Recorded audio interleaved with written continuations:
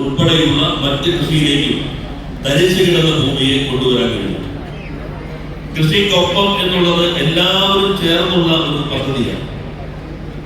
കൃഷി വകുപ്പാണ് കൃഷിയുടെ ഭരണവകുപ്പ് എന്നുള്ളത്. എന്നാൽ കൃഷി വകുപ്പ് കൊണ്ട് മാത്രം അവരെത്ര ആത്മാർത്ഥമായി ശ്രമിച്ചാലും നമുക്ക് ശരിയായ രൂപത്തിൽ കൃഷി മുന്നോട്ട് കൊണ്ടുപോകാൻ കഴിയില്ല. അതിന് നല്ല മണ്ണൊരുക്കണം. മണ്ണൊരുക്കി കഴിഞ്ഞാൽ ആവശ്യമായ വെള്ളം, കൃഷിക്ക് ആവശ്യമായ വെള്ളം ലഭിക്കണം. നല്ല രീതിയിലുള്ള വിത്തുണ്ടാകണം. അതുപോലെ തന്നെ ആവശ്യമായിട്ടുള്ള സാമ്പത്തിക പിന്തുണ ലഭ്യമാക്കണം. ആവശ്യമായിട്ടുള്ള വിപണി പ്രധാനമായിട്ടും ഉറപ്പു നൽകാൻ കഴിയണം. മൂല്യവർദ്ധിത ഉൽപ്പന്നങ്ങളിലൂടെ കർഷകന് അധിക വരുമാനം ഉണ്ടാക്കാൻ കഴിയും. ഈ കാഴ്ചപ്പാടിന്റെ അടിസ്ഥാനത്തിലാണ് കൃഷിക്കൊപ്പം കളമശ്ശേരി എല്ലാ വകുപ്പുകളുടെ ഏകോപനത്തോടുകൂടി ആരംഭിച്ചത്. ഇതിനകത്ത് മണ്ണ് സംരക്ഷണത്തിന്റെ വകുപ്പുണ്ട്, മൈനർ ഇറിഗേഷൻ ഉണ്ട്, മേജർ ഇറിഗേഷൻ ഉണ്ട്, പെരിയാർ വാലി ഇറിഗേഷൻ സംവിധാനമുണ്ട്, കൃഷി വകുപ്പുണ്ട്, തൊഴിലുറപ്പ് പദ്ധതിയുണ്ട്, തദ്ദേശ സ്വയംഭരണ സ്ഥാപനങ്ങളുണ്ട്, സഹകരണ സ്ഥാപനങ്ങളുണ്ട്, മൃഗസംരക്ഷണ ക്ഷീര വികസന വകുപ്പും ഇതിനോട് ചേർന്ന് നിൽക്കുന്നുണ്ട്. ഈ വകുപ്പുകളെല്ലാം ഏകോപിപ്പിച്ചുകൊണ്ടാണ് കൃഷിക്കൊപ്പം കളമശ്ശേരി എന്ന പദ്ധതി ആവിഷ്കരിച്ചത്. ഇന്നിപ്പോ 4ാം വർഷത്തേക്ക് കിടക്കുമ്പോൾ നല്ല ആഹ്ലാദവും അഭിമാനവും തോന്നുന്ന മാറ്റം കളമശ്ശേരിയിലെ കാർഷിക മേഖലയിൽ ഉണ്ടാക്കാൻ കഴിഞ്ഞു എന്നതിൽ നമുക്ക് ഓരോരുത്തർക്കും ശിരസ് ഉയർത്തി നിൽക്കാൻ കഴിയും. അവരെ നേതൃത്വം നൽകിയ എന്നോടൊപ്പം ഒരുപക്ഷെ എന്നേക്കാളും മുൻപിൽ നിന്ന് ഈ കൃഷിക്കൊപ്പം പദ്ധതി നയിച്ച നമ്മുടെ കോർഡിനേറ്റർ വിജയൻ ഉൾപ്പെടെയുള്ള ടീമിനെ ഞാൻ ഈ സന്ദർഭത്തിൽ പ്രത്യേകം അഭിനന്ദിക്കുകയാണ്.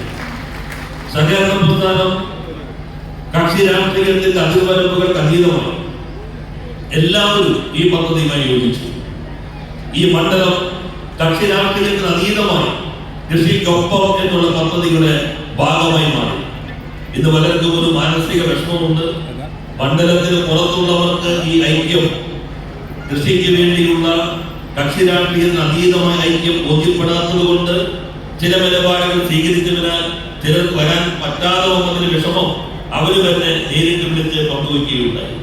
എന്നാൽ ഈ മണ്ഡലം ഒരേ മനസ്സോടു കൂടിയാണ്, ഒറ്റക്കെട്ടായിട്ടാണ് ഈ പദ്ധതിക്ക് വേണ്ടി പ്രയോഗിച്ചത്.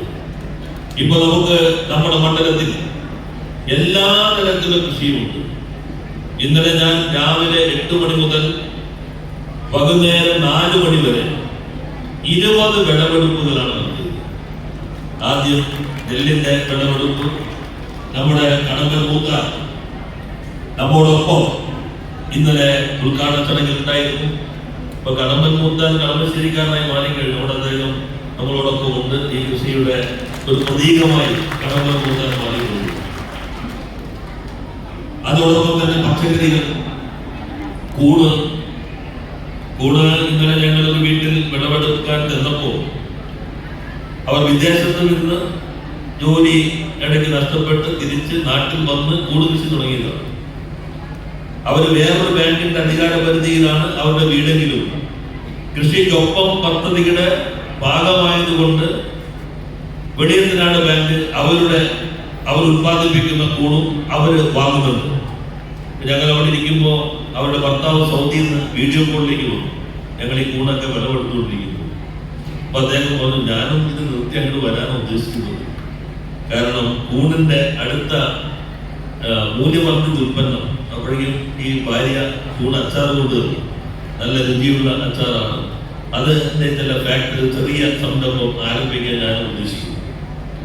ഇന്നലെ കരുമാലൂർ പഞ്ചായത്തിൽ കൂണിന്റെ വിളവെടുത്തപ്പോ അവര് പറഞ്ഞു 35,000 രൂപ ലാഭം കിട്ടുന്നുണ്ട് ഒരു മാസം. നമ്മൾ 15,000 അന്ന് ശരാശരി കൂട് കർഷകർക്ക് ലാഭം ഉണ്ടാക്കാൻ കഴിയുന്നു ആദ്യഘട്ടത്തിൽ എന്ന് പ്രതീക്ഷിച്ചിരുന്നതെങ്കിൽ ഇന്നലെ സ്ത്രീ അഭിമാനത്തോടു കൂടി പറഞ്ഞു 35,000 രൂപ കൂട് കൃഷി നടത്തി മാത്രം ലാഭം ഉണ്ടാക്കാൻ കഴിയുന്നു. എല്ലാവർക്കും മാതൃകയാക്കാവുന്നതാണ്.